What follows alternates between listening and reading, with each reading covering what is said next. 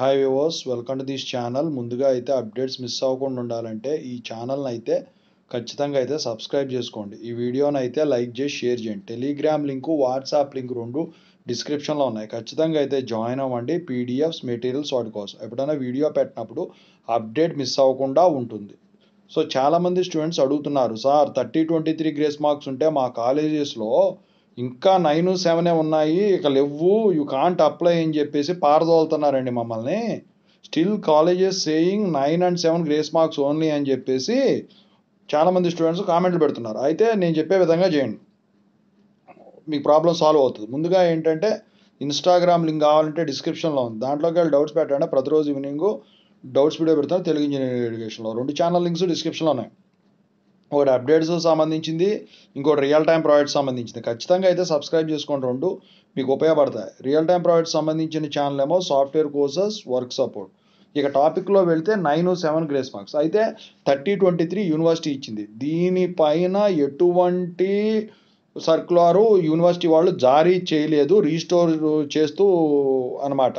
అయితే 30-23 grace marks తీసేసి 9-7 అయితే ఇంతవరకు పెట్టలేదండి. మీకు ఎందుకు అబద్ధం చెప్పారో కానీ మీరు ఏం చేస్తారంటే, మీది అయిపోయింది కాబట్టి యూనివర్సిటీకి వెళ్ళి స్టూడెంట్ సర్వీస్ కార్నర్ ఉంటుంది, అందుట్లో వెళ్ళి ఇప్పుడు గ్రేస్ మార్క్స్ ఎన్ని ఉన్నాయి అని చెప్పండి.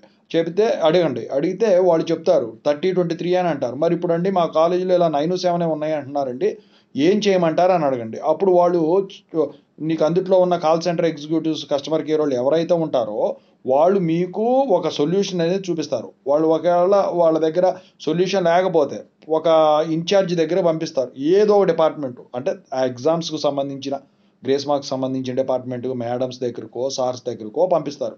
వెళ్ళినప్పుడు ఆమెను అడిగితే ఆమె కానీ సార్ కానీ మేడం కానీ వాళ్ళు ఏం చేస్తారంటే ఒక లెటర్ రాపిచ్చి తీసుకుంటారనమాట. తీసుకున్న తర్వాత వాళ్ళు ఎక్కడికి ఫార్వర్డ్ చేయాలో అక్కడ ఫార్వర్డ్ చేస్తారు. ఫార్వర్డ్ చేసిన తర్వాత అప్పుడు వాళ్ళు ఇక దానికి సంబంధించిన ప్రాబ్లంకి సొల్యూషన్ అనేది వాళ్ళు సర్క్యులర్ రూపంలో జారీ చేస్తారనమాట.